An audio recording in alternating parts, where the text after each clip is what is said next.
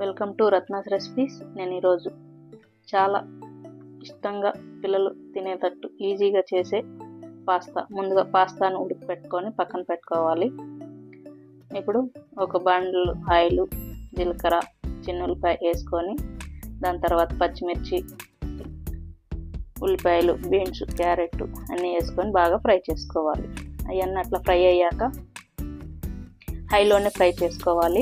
నేను ఇది అనుకోకుండా తీసిన వీడియోలు. నేను ఈ మధ్య అన్ని ఆల్మోస్ట్ బాండ్లీ స్టవ్ పైన పెట్టిన తర్వాత తీసే వీడియోలో వస్తున్నాయి. అనుకోకుండా అలా చేస్తున్నాను.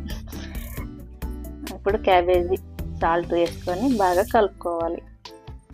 అదంతా అట్లా బాగా కలుపుకొని హైలోనే ఫ్రై చేసుకోవాలి. పాస్తా కానీ, ఫ్రైడ్ రైస్కి కానీ, నూడిల్స్కి కానీ. అట్లా ఫ్రై అయిన తర్వాత vinegar, tomato ketchup, chilli sauce, soya sauce ఇవన్నీ వేసుకొని బాగా ఫ్రై చేసుకోవాలి, కలుపుకోవాలన్నమాట. అదంతా అట్లా కలుపుకొని ముందుగా మనం పాస్తాను ఉడికించి పక్కన పెట్టుకున్నాం కదా, అదంతా అట్లా వేసుకొని బాగా కలుపుకోవాలి. ఇదంతా సాసు కూరగాయలన్నీ పట్టేటట్టు. దీంట్లోనే స్వీట్ కార్న్ వేసుకోవచ్చు, మష్రూమ్ వేసుకోవచ్చు, క్యాప్సికమ్ వేసుకోవచ్చు. ఇంకా నాకు అవన్నీ లేవు.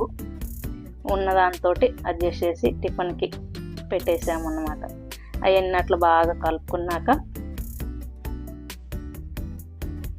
అది సాసులన్నీ పట్టాలన్నమాట. ఇప్పుడు కొంచెం మిరియాల పొడి వేసుకొని బాగా కలుపుకోవాలి. కలుపుకొని సర్వ్ చేసుకుంటే పాస్తా రెడీ.